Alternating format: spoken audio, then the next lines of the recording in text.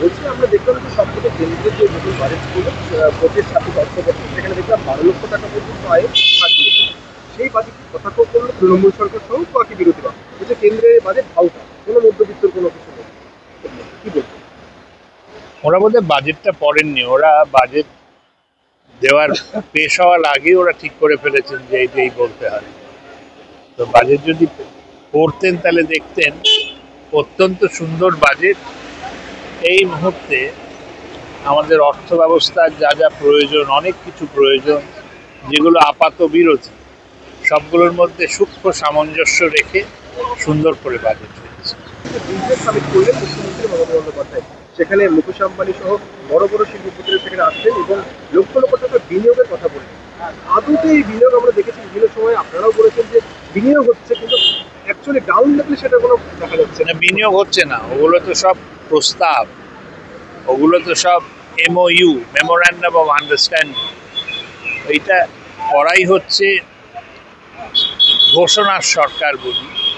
ওদের ঘোষণা অনেক হচ্ছে, কিন্তু যে যখন দেখবেন যে কি হচ্ছে সরেজমিনে, যেমন গভীর সমুদ্র বন্দর তৈরি করেছেন, সাগরে হয়ে গেছে, তারপর তাজপুরে হলো, এরকম হচ্ছে সব। এগুলো লোক দেখানো ব্যাপার।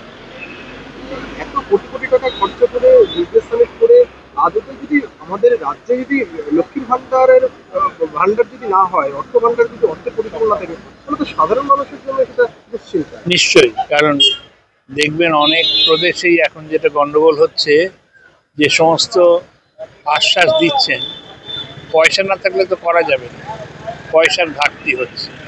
তো পশ্চিমবঙ্গ সেই হবে। এই জন্য তো দেখছেন বহু প্রকল্পে দেখা যাচ্ছে মানুষ প্রতিবাদ করছে যে আমাদের পাওয়ার কথা ছিল, পাইনি। এই জিনিসই হবে, ঘোষণাই থেকে যাবে। আপনি দীর্ঘদিনের অর্থনীতিবিদ এবং ভারত সরকারের বিভিন্ন ক্ষেত্রে আপনি পদাধিকারী ছিলেন। মোদী সরকার যেমনটা বলছে ১০০ বছর পূর্তি, অর্থাৎ স্বাধীনতার ১০০ বছর পূর্তিতে ভারতবর্ষ তৃতীয় উন্নত দেশে পরিণত হবে। এটা কি আদৌ সম্ভব? বিরোধীরা কিন্তু কথা বলছে নিশ্চয়ই সম্ভব, কারণ এ দক্ষিণ কোরিয়া করেছে, হংকং করেছে, সিঙ্গাপুর করেছে, তাইওয়ান করেছে, চায়না করেছে, আমরা পারবো না কেন? কিন্তু এটা হচ্ছে ম্যারাথন দৌড়।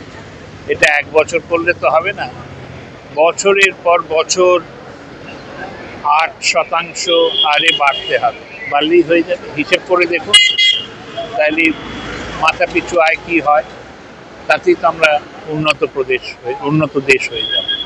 এই প্রকল্পে পশ্চিমবঙ্গ যদি সেরকম করে সাথ না দেয়, কাজ না করে সেরকম, তাহলে কি বলবেন? এই যে অর্থনীতির যা হাল, খুবই দুটো দিক থেকে খারাপ হবে। পশ্চিমবঙ্গে প্রায় ১৩ কোটি লোক থাকে, তার মানে প্রায় ১০% ভারতীয় পশ্চিমবঙ্গে থাকে। পশ্চিমবঙ্গ এক সময় ভারতবর্ষকে দিত, লিডারশিপ দিত। এই পশ্চিমবঙ্গ যদি না দেয় তাহলে ভারতবর্ষের অগ্রগতি কম হবে।